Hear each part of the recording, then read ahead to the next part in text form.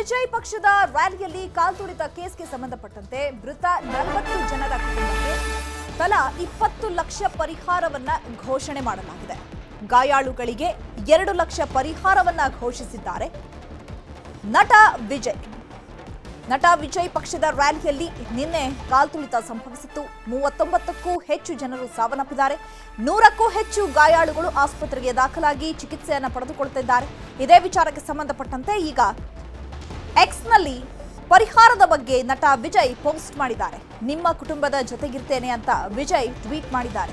ಕೆಲವೇ ಕ್ಷಣಗಳಲ್ಲಿ ನಟ ವಿಜಯ್ ಸುದ್ದಿಗೋಷ್ಠಿಯನ್ನ ನಡೆಸಲಿದ್ದಾರೆ. ತಮಿಳುನಾಡಿನ ಕರೂರಿನಲ್ಲಿ 39 ಶವಗಳ ಪೋಸ್ಟ್ ಮಾರ್ಟಮ್ ಆಗಿದೆ. ಕುಟುಂಬಗಳಿಗೆ ಸರ್ಕಾರದಿಂದ ಶವಗಳನ್ನು ಹಸ್ತಾಂತರ ಮಾಡಲಾಗ್ತಾ ಇದೆ. ಸ್ಥಳದಲ್ಲೇ ಮೊಕ್ಕಾಂ ಹೂಡಿದ್ದಾರೆ ಡಿಸಿಎಂ ಉದಯನಿಧಿ. ಯಾಕಂದ್ರೆ ನಿನ್ನೆ ನಿಗದಿತ ಸಮಯಕ್ಕೆ ವಿಜಯ್ ಬಾರದ ಕಾರಣ ಸಂಜೆ ಹೊತ್ತು ಅಂದ್ರೆ 7:30 ಸುಮಾರಿಗೆ ಸಾಕಷ್ಟು ಸಂಖ್ಯೆಯಲ್ಲಿ ಜನ ನೆರೆದಿದ್ರಿಂದ ಎಲ್ಲರೂ ಕೂಡ ಅಂದ್ಕೊಂಡಿದ್ದು ಒಂದು 10,000 ಜನ ಬರಬಹುದು ಅಂತ. ಬಟ್ ಅಲ್ಲಿ ನೆರೆದಿದ್ದಂತಹ ಅಭಿಮಾನಿಗಳು 40,000 ಜನ. ಹಾಗಾಗಿ ಆ ಕಿರಿದಾದ ರಸ್ತೆಗಳಲ್ಲಿ ಉಸಿರಾಟಕ್ಕೆ ತೊಂದರೆಯಾಗಿ ಕಾಲ್ತುಳಿತ ಆಗಿ 39ಕ್ಕೂ ಹೆಚ್ಚು ಜನರು ಸಾವನ್ನಪ್ಪಿದ್ದಾರೆ. ಈ ಬಗ್ಗೆ ಮತ್ತಷ್ಟು ಮಾಹಿತಿಯನ್ನು ಕೊಡ್ತಾರೆ ನಮ್ಮ ನ್ಯೂಸ್ ಎಡಿಟರ್ ರಾಘವೇಂದ್ರ ಗುಡಿ. ನೇರ ಸಂಪರ್ಕದಲ್ಲಿ ಜಾಯ್ನ್ ಆಗಿದ್ದಾರೆ. ರಾಘವೇಂದ್ರ ಗುಡಿ, ನಿನ್ನೆ ಕಾಲ್ತುಳಿತ ಪ್ರಕರಣಕ್ಕೆ ಸಂಬಂಧಪಟ್ಟಂತೆ ಇವತ್ತು ಅದೇ ವಿಚಾರವಾಗಿ ಸಂಬಂಧಪಟ್ಟಂತೆ ವಿಜಯ್ ಸುದ್ದಿಗೋಷ್ಠಿ ನಡೆಸ್ತಾ ಇದ್ದಾರೆ. ಸುದ್ದಿಗೋಷ್ಠಿಯಲ್ಲಿ ಏನೆಲ್ಲ ವಿಚಾರಗಳನ್ನ ಅವರು ಚರ್ಚೆ ಮಾಡಬಹುದು, ಹಾಗೆ ನಿನ್ನೆಯ ಒಂದು ಘಟನೆ ಯಾವ ರೀತಿಯಾಗಿ ಅವರ ರಾಜಕೀಯ ದಾರಿಗೆ ಮುಳುವಾಗಬಹುದು ಅಂತ ಅನ್ಸುತ್ತೆ?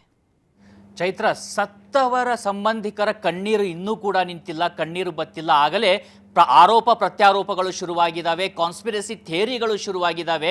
ಅಲ್ಲಿ ಒಂದು ಕಡೆ ಸಾವಿನ ಮನೆಯಲ್ಲಿ ಆಕ್ರಂದನ ಮುಗಿಲನ್ನು ಮುಡ್ತಾ ಇದ್ರೆ, ಮತ್ತೊಂದು ಕಡೆ ತಮ್ಮ ತಮ್ಮ ರಾಜಕೀಯ ಬೇಳೆಯನ್ನು ಯಾವ ರೀತಿಯಾಗಿ ಈ ಅಗ್ನಿಯ ಚಿತೆಯಲ್ಲಿ ಬೇಯಿಸ್ಕೊಳ್ಬೇಕು ಅಂತೇಳಿ ತಮಿಳುನಾಡಿನ ರಾಜಕೀಯ ಪಕ್ಷಗಳು ಹವಣಿಸ್ತಾ ಇದ್ದಾವ ಅನ್ನುವಂತಹ ಪ್ರಶ್ನೆ ಮೂಡುವ ರೀತಿಯಲ್ಲಿ ಘಟನೆಗಳು ನಡೀತಾ ಇದ್ದಾವೆ. ಇವತ್ತಿನ ಘಟನಾವಳಿಗಳನ್ನು ಗಮನಿಸ್ತಾ ಇದ್ರೆ ಒಂದು ಕಡೆ ಸಾವಿನ ಸಂಖ್ಯೆ 40ಕ್ಕೆ ಏರಿಕೆ ಆಗ್ತಾ ಇದ್ರೆ, ಮತ್ತೊಂದು ಕಡೆಯಿಂದ ನೋಡ್ತಾ ಇದ್ರೆ ಈಗ DMK ಅಲ್ಲಿ ಆಡಳಿತಾರೂಢ DMK ಇರ್ಬೋದು, ಅದಕ್ಕೆ ಸಂಬಂಧಪಟ್ಟಂತ ಮಂತ್ರಿವರ್ಯರು ಕೂಡ ಅಲ್ಲಿ ಈಗ ಬೀಡನ್ನು ಬಿಟ್ಟಿದ್ದಾರೆ. ಮತ್ತೊಂದು ಕಡೆಯಿಂದ ನೋಡ್ತಾ ಇದ್ರೆ ವಿಜಯ್ ಒಂದು ಟ್ವೀಟ್ ಅನ್ನ ಮಾಡಿದ್ದಾರೆ. ಆ ಟ್ವೀಟ್ ನಲ್ಲಿ ಅಂದ್ರೆ ಎಕ್ಸ್ ನಲ್ಲಿ ಪೋಸ್ಟ್ ಹಾಕಿದ್ದಾರೆ. ಆ ಪೋಸ್ಟ್ ನಲ್ಲಿ ಅವ್ರು ಹೇಳ್ತಾ ಇರುವಂತಹ ಅಂಶಗಳು ಏನಂದ್ರೆ, ನನ್ನ ವಿರುದ್ಧ ಇಲ್ಲಿ ಕಾನ್ಸ್ಪಿರಸಿ ಆಗ್ತಾ ಇದೆಯಾ ಅನ್ನುವಂತಹ ರೀತಿಯಲ್ಲಿ ಪ್ರಶ್ನೆಯನ್ನ ಮಾಡ್ತಾ ಇದ್ದಾರೆ. ಯಾರು ಕಾನ್ಸ್ಪಿರಸಿಯನ್ನ ಮಾಡ್ತಾರೆ, ಇವರು ರಾಜಕೀಯವಾಗಿ ಯಾವ ರೀತಿಯಾದಂತಹ ಸಾಧನೆಯನ್ನ ಮಾಡಿದ್ದಾರೆ, ನಿನ್ನೆ ಆ ಘಟನೆಗಳು ಆಗ್ತಾ ಇದ್ದ ಹಾಗೆ ಅದನ್ನು ಎಷ್ಟು ಒಂದು ಜವಾಬ್ದಾರಿಯುತವಾಗಿ ನಿರ್ವಹಣೆಯನ್ನ ಮಾಡಬಹುದಿತ್ತು. ಆ ಒಂದು ಸ್ಟೇಜ್ ಮೇಲೆ ಇದ್ದಂತ ಆತನ ಒಂದು ವಾಹನದ ಮೇಲೆ ಇದ್ದಂತ ವಿಜಯ್ ತನ್ನ ಭಾಷಣವನ್ನು ಮುಂದುವರಿಸುವಂತ ಸಂದರ್ಭದಲ್ಲಿ ಜನರನ್ನ ಶಾಂತಿಗೆ ಪ್ರೇರೇಪಿಸಬಹುದಾಗಿತ್ತ, ಅಥವಾ ಆ ಒಂದು ಸಾವಿನ ನೋವಿನ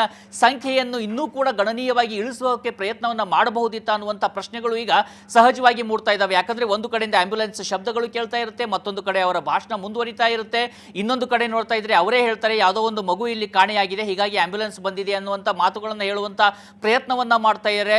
ಅದೆಲ್ಲದಕ್ಕಿಂತ ಹೆಚ್ಚವಾಗಿ ನೋಡೋದಾದ್ರೆ ಕೇವಲ 45 ನಿಮಿಷದಿಂದ ಆ ಒಂದು ಕರೂರನ್ನ ಬಿಟ್ಟು ತಮ್ಮ ಪ್ರೈವೇಟ್ ಜೆಟ್ ನಲ್ಲಿ ಚೆನ್ನೈ ತಮ್ಮ ನಿವಾಸಕ್ಕೆ ಧಾವಿಸ್ಬಿಡ್ತಾರೆ ಇದೇ ವಿಜಯ್. ಹೀಗಾಗಿ ಸಹಜವಾಗಿ ಪ್ರಶ್ನೆ ಮೂಡ್ತಾ ಇದ್ದು, ಹಾಗಿದ್ರೆ ನಮ್ಮ ನಾಯಕ ಅಂತ ಆಗ್ಬೇಕು ಅನ್ನುವಂಥ ವಿಜಯ್ ನಮ್ಮ ಜೊತೆಯಲ್ಲಿ ಯಾಕೆ ನಿಲ್ಲಿಲ್ಲ ಅಂತ ಹೇಳಿ ಅಲ್ಲಿಯ ಪ್ರಶ್ನೆಯನ್ನ ಮಾಡ್ತಾ ಇದ್ದಾರೆ. ಜೊತೆಗೆ ತನ್ನ ಸಂಬಂಧಿಕರನ್ನ ಕಳೆದುಕೊಂಡಂತ ಸಂತ್ರಸ್ತರಾಗಿರ್ತವಂತ ಜನ ಕೂಡ ಈಗ ಕೋರ್ಟ್ ಮೆಟ್ಲೇರಿದ್ದಾರೆ. ಕೋರ್ಟ್ ನಲ್ಲಿ ಒಂದು ಮನವಿಯನ್ನ ಸಲ್ಲಿಸಿದ್ದಾರೆ. ಈ ತನಿಖೆ ಮುಕ್ತಾಯ ಆಗುವ ತನಕ ವಿಜಯ್ಗೆ ಯಾವುದೇ ರೀತಿಯಾಗಿರ್ತಕ್ಕಂಥ ರ್ಯಾಲಿ ಮಾಡೋದಕ್ಕೆ ಅವಕಾಶವನ್ನ ಕೊಡಬಾರದು ಅನ್ನುವಂಥ ರೀತಿಯಲ್ಲಿ ಒಂದು ಕೋರ್ಟ್ ನ ಮೊರೆಯನ್ನ ಹೋಗಿರುವಂತದ್ದು. ಮತ್ತೊಂದು ಕಡೆ ವಿಜಯ್ನ ಬೆಂಬಲಿಗರು ಹೇಳ್ತಾ ಇರುವಂತದ್ದು ಅಂದ್ರೆ CBI ಪ್ರೋವ್ ಆಗಬೇಕು, ಇಲ್ಲಿ CBI ತನಿಖೆಯನ್ನ ಮಾಡಬೇಕು, ಯಾಕೆ ಇಷ್ಟು ಸಾವು ನೋವಾಯಿತು ಅನ್ನುವಂಥ ಪ್ರಶ್ನೆಯನ್ನ ಅವರೇ ಕೇಳ್ತಾ ಇದ್ದಾರೆ. ಅಂದ್ರೆ ಒಂದು ರಾಜಕೀಯ ಪಕ್ಷದ ಹಾಗಾದ್ರೆ ಇಲ್ಲಿ ಜವಾಬ್ದಾರಿ ಯಾವ ರೀತಿಯಾಗಿರುತ್ತೆ? ನಮಗೆ ನೆನಪಿರಬಹುದು 2014ರ ಚುನಾವಣೆಯ ಸಂದರ್ಭದಲ್ಲಿ ಚೈತ್ರ, ಬಿಹಾರದಲ್ಲಿ ಅವತ್ತು ಪ್ರಧಾನಿ ಅಭ್ಯರ್ಥಿಯಾದಂಥ ನರೇಂದ್ರ ಮೋದಿ ಭಾಷಣವನ್ನ ಮಾಡ್ತಾ ಇದ್ದಾರೆ. ಬಿಹಾರದ ಆ ಒಂದು ಗ್ರೌಂಡ್ ನಲ್ಲಿ ಇದ್ದಕ್ಕಿದ್ದಾಗಿ ನಿರಂತರವಾಗಿ ಬಾಂಬ್ ಸ್ಫೋಟಗಳಾಗೋಕೆ ಶುರುವಾಗ್ತವೆ. ಆದ್ರೆ ಅದನ್ನ ನಿರ್ವಹಣೆಯನ್ನ ಮಾಡಿದಂಥ ರೀತಿಯನ್ನ ನೋಡಿದಾಗ ಒಬ್ಬ ಅನುಭವಿ ರಾಜಕಾರಣಿ ಯಾವ ರೀತಿಯಾಗಿ ಇರಬೇಕು, ಒಬ್ಬ ರಾಜಕಾರಣಕ್ಕೆ ಬರಬೇಕನ್ನುವಂಥ ಒಬ್ಬ ವ್ಯಕ್ತಿ ಹೇಗೆ ನಡೆದುಕೊಳ್ಳಬೇಕು ಅಂತ ಘಟನೆಯಲ್ಲಿ ಅನ್ನೋದನ್ನ ಕೂಡ ನಿನ್ನೆ ಒಂದು ಸಂದರ್ಭವನ್ನ ವಿಜಯ್ಗೆ ಕಂಪೇರ್ ಮಾಡಿದಾಗ ಸ್ಪಷ್ಟವಾಗಿ ಗೋಚರವಾಗ್ತಾ ಹೋಗುತ್ತೆ. ಇನ್ನ ನೀವು ಕೇಳಿದ ಹಾಗೆ ಮುಂದೆ ಅವರ ರಾಜಕೀಯ ಭವಿಷ್ಯ ಏನಾಗಿರಬಹುದು ಅನ್ನುವಂಥ ಪ್ರಶ್ನೆ ಬಂದಾಗ ಇದು ತೀರಾ ಅಂದ್ರೆ ನಾವು ಇವತ್ತು ಜನರ ಭಾವನೆಯನ್ನ ನೋಡಿದಾಗ ಖಂಡಿತವಾಗಿ ಆಕ್ರೋಶ ಇದೆ. ಆದ್ರೆ ಅದು ಆಕ್ರೋಶ ವಿಜಯ್ ವಿರುದ್ಧ ಇರುತ್ತಾ, ಅಥವಾ ಸರಿಯಾದ ರೀತಿಯಲ್ಲಿ ಪೊಲೀಸ್ ವ್ಯವಸ್ಥೆಯನ್ನ ಮಾಡದೆ ಅಲ್ಲಿ ಸರಿಯಾದ ರೀತಿಯಲ್ಲಿ ಒಂದು ಭದ್ರತೆಗೆ ಪೊಲೀಸರನ್ನ ನಿಯೋಜನೆ ಮಾಡಿಲ್ಲ ಅನ್ನುವಂಥ ಆರೋಪ ಕೂಡ ಇದೆ. ಹೀಗಾಗಿ ಅದು DMKಗೂ ಕೂಡ ತಿರುಗಿಕೊಳ್ಳುತ್ತಾ ಅನ್ನುವಂಥ ಪ್ರಶ್ನೆಗಳು ಈಗ ಮೂಡ್ತಾ ಇದ್ದಾವೆ. ಯಾಕಂದ್ರೆ ಅವರು ಈಗ ರ್ಯಾಲಿಯನ್ನು ನಡೆಸುವಂಥ ಸಂದರ್ಭದಲ್ಲಿ ನೀವು ಯಾವುದೇ ಒಂದು ಚಿಕ್ಕ ರ್ಯಾಲಿಯನ್ನು ನಡೆಸಿ ಅಥವಾ ಬೃಹತ್ ಆಗಿರ್ತಕ್ಕಂಥ ರಾಜಕೀಯ ರ್ಯಾಲಿಯನ್ನು ನಡೆಸಿ ಸ್ಥಳೀಯ ಪೊಲೀಸರಿಂದ ಅನುಮತಿಯನ್ನು ಪಡೆದುಕೊಳ್ಬೇಕಾಗುತ್ತೆ.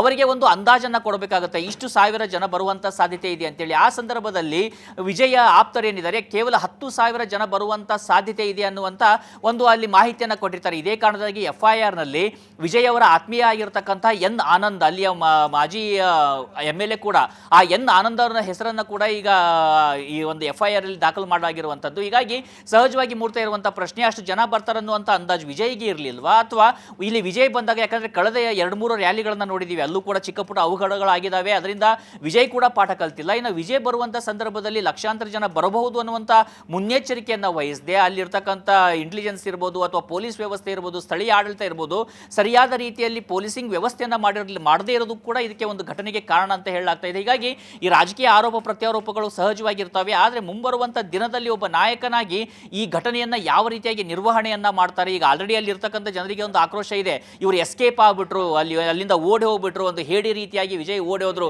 ತೆರೆಯ ಮೇಲೆ ಇಳೆಯ ದಳಪತಿಯಾಗಿ, ಇಳೆಯ ರಾಜನಾಗಿ ಒಂದು ಕಂಗೊಳಿಸುವಂತ ವಿಜಯ್ ನಿಜ ಜೀವನದಲ್ಲಿ ತನ್ನ ಅವಶ್ಯಕತೆ ಇದ್ದಂಥ ಸಂದರ್ಭದಲ್ಲಿ ಎಸ್ಕೇಪ್ ಆಗ್ಬಿಟ್ರು ಹೇಡಿ ರೀತಿಯಾಗಿ ಅನ್ನುವಂಥ ಆರೋಪಗಳನ್ನು ಅವರ ಬೆಂಬಲಿಗರೇ ಈಗ ಸ್ಥಳೀಯವಾಗಿ ಮಾಡ್ತಾ ಇದ್ದಾರೆ. ಹೀಗಾಗಿ ನೋಡಬೇಕಾಗುತ್ತೆ ಕಾದು, ಈ ಒಂದು ಆಕ್ರೋಶ ಮತವಾಗಿ ಪರಿಗಣಿತವಾಗುತ್ತಾ ಅಥವಾ ಈ ಆಕ್ರೋಶ ಇದೇ ಒಂದು ಸೆಂಟಿಮೆಂಟ್ ಆಗಿ ಬದಲಾವಣೆಯಾಗಿ ಅವರ ರಾಜಕೀಯವಾಗಿ ಪ್ರಬುದ್ಧರಾಗೋದಕ್ಕೆ, ರಾಜಕೀಯವಾಗಿ ಒಂದು ಗಟ್ಟಿಯಾದಂಥ ನೆಲೆಯನ್ನು ಕಂಡುಕೊಳ್ಳೋದಕ್ಕೆ ಕಾರಣ ಆಗುತ್ತಾ ಅನ್ನೋದನ್ನ ಕೂಡ ಕಾದು ನೋಡಬೇಕಾಗುತ್ತೆ. Chaitra. Okay, thank you Raghavendra.